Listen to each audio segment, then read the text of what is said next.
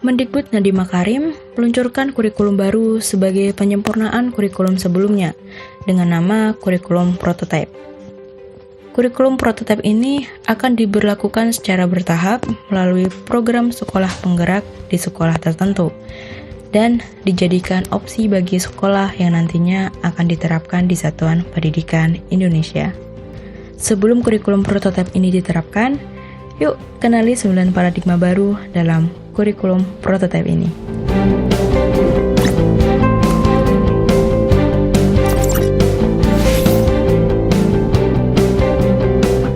Sebelum kurikulum prototipe ini diterapkan, kita perlu mengenal paradigma baru dalam kurikulum prototipe ini. Ada 9 paradigma baru dalam kurikulum prototipe ini.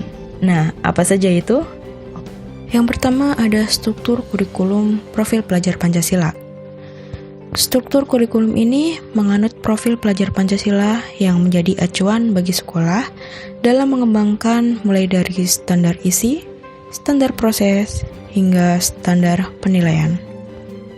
Kedua, istilah KI dan KD menjadi capaian pembelajaran. Namun dalam kurikulum prototipe ini, kita mengenal istilah baru, yaitu capaian pembelajaran atau CP, yang merupakan rangkaian pengetahuan, keterampilan, dan sikap sebagai suatu kesatuan proses demi membangun kompetensi yang utuh bagi siswa. Ketiga, jumlah jam pelajaran ditetapkan per tahun. Jika dalam kurikulum sebelumnya, penetapan jumlah jam pelajaran dihitung per minggu. Namun pada kurikulum prototipe ini berbeda. Jumlah pelajaran akan ditetapkan per tahun sehingga sekolah akan mempunyai kemudahan mengatur pelaksanaan kegiatan pembelajarannya. Suatu mata pelajaran bisa saja tidak diajarkan pada semester ganjil, namun akan diajarkan pada semester genap atau dapat dilakukan sebaliknya. Keempat, pembelajaran berbasis proyek. Penerapan model pembelajaran ini bertujuan untuk mengembangkan profil pelajar Pancasila yang dapat memberi kesempatan untuk belajar melalui pengalaman dan mengintegrasikan kompetensi esensial yang dipelajari peserta didik dari berbagai disiplin ilmu. Kurikulum prototipe ini juga dinilai membantu guru dalam mengembangkan soft skill siswa dan dapat mempersiapkan siswa dengan pengalaman pengetahuan serta kompetensi sesuai dengan tuntutan zaman. Kelima, asesmen bersifat kolaboratif. Dalam kurikulum prototipe ini, sekolah diberikan keleluasaan untuk menerapkan dan membuat asesmen antar mata pelajaran atau lintas mata pelajaran. Misalnya, berupa asesmen sumatif dalam bentuk penilaian berbasis proyek yang di dalam memuat beberapa aspek mata pelajaran sekaligus. Keenam, kembalinya mata pelajaran TIK. Pada kurikulum sebelumnya, mata pelajaran ini dihilangkan. Namun, pada kurikulum prototipe ini akan dihadirkan kembali dengan nama informatika dan diajarkan mulai jenjang SMP. Mata pelajaran ini tidak perlu diajarkan oleh guru informatika, namun dapat diajarkan oleh guru umum apabila tidak mempunyai guru yang mempunyai latar belakang TIK. Ketujuh, mata pelajaran ilmu pengetahuan alam sosial. Mata pelajaran IPA dan IPS pada jenjang SD kelas 4, 5, dan 6 selama ini menjadi mata pelajaran yang berdiri sendiri. Namun pada kurikulum prototipe ini, mata pelajaran akan diajarkan secara bersamaan dengan nama mata pelajaran ilmu pengetahuan alam sosial atau IPAS. Kedelapan, program peminatan di SMA tidak diberlakukan. Jika di kurikulum sebelumnya, pada SMA terdapat peminatan seperti IPA, IPS, dan bahasa, maka ada perubahan di kurikulum prototipe ini di mana kelas 10 pelajar menyiapkan diri untuk menentukan pilihan mata pelajaran di kelas 11.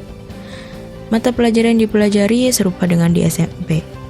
Dan di kelas 11 dan 12, pelajar mengikuti mata pelajaran dari kelompok mapel wajib dan memilih mata pelajaran dari kelompok MIPA, IPS, bahasa, serta keterampilan vokasi sesuai minat, bakat, dan aspirasinya. Dan yang terakhir, presentasi kelompok kejuruan menjadi 70%. Dalam jenjang SMK, struktur lebih sederhana dengan 2 kelompok mata pelajaran, yaitu umum dan kejuruan. Presentasi kelompok kejuruan meningkat dari 60% ke 70%.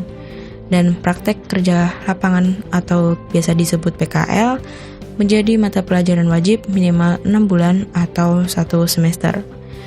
Dengan durasi PKL yang lebih lama, harapannya siswa SMK menjadi lebih siap dan kompeten untuk memasuki dunia kerja. Untuk lebih dalam mengenal kurikulum prototipe ini, Guru ID mengadakan diklat 64 JP mengenai desain dan implementasi kurikulum paradigma baru di satuan pendidikan, yang tentunya akan dilaksanakan pada tanggal 26 Januari hingga 2 Februari 2022. Kita akan memperdalam pengetahuan kita dalam banyak hal mengenai kurikulum paradigma baru, mulai dari filosofi, desain implementasi, strategi pembelajaran, penilaian hasil belajar, hingga evaluasi dalam kurikulum paradigma baru. Diklat kali ini akan diinstrukturi oleh para ahli dalam bidang kurikulum, di antaranya yaitu Bapak Dr. Yuli Utanto, SPD MSI, sebagai Ketua Jurusan Kurikulum dan Teknologi Pendidikan Universitas Negeri Semarang. Lalu ada Ibu Dr. Lulu Eliana, SPD MSI, selaku Wakil Rektor 1 Universitas IFET Semarang, dan Ibu Dr. Nina Oktariana, SPD MPD, sebagai pelatih ahli program sekolah penggerak. Dan tentunya diklat ini juga terdapat fasilitas mulai dari sertifikat 64 JP, materi diklat, workshop kit, rekaman Zoom meeting, laporan pengembangan diri, dan contoh laporan kegiatan yang dapat Bapak Ibu manfaatkan tentunya. Baik Bapak Ibu yang ingin bergabung dalam kegiatan diklat tersebut, bisa mendaftar di link berikut http di bit.ly/diklat kurikulum baru. Dan jika ada pertanyaan, bisa hubungi nomor admin berikut.